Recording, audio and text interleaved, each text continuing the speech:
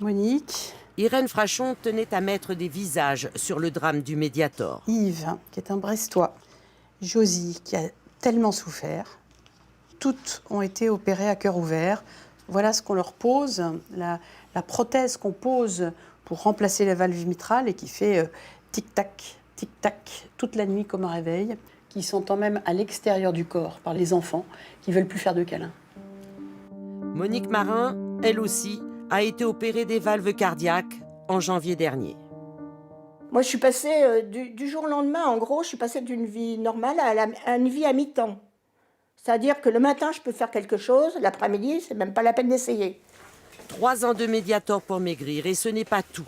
Dans les années 90, son médecin lui avait prescrit de l'isoméride, un autre coupe-faim de Servier, tout aussi dangereux. Je ne pardonnerai jamais au laboratoire Servier, parce que isoméride, ils ont été interdits de production. Et en fait, ce qu'ils ont fait, et ça c'est vraiment criminel, ils ont détourné la molécule pour recommencer. Tout l'enjeu du procès, c'est la tromperie. Est-ce que Servier savait, des années avant qu'on leur impose le retrait du médicament, qu'il s'agissait d'une molécule extrêmement dangereuse? Cette molécule s'appelle la norphenfluramine. Le nom est compliqué, mais les faits sont simples.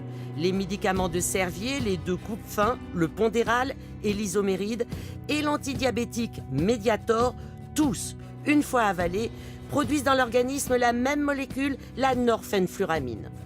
Parce qu'ils provoquent des maladies mortelles, le Pondéral et l'isoméride seront retirés du marché en 1997, alors que le Mediator restera commercialisé jusqu'en 2009. Mais pour l'avocat des laboratoires Servier, il n'y a pas eu tromperie, car la toxicité de la norphenfluramine n'était pas connue. Effectivement, il existe un métabolite commun, mais parmi une dizaine d'autres.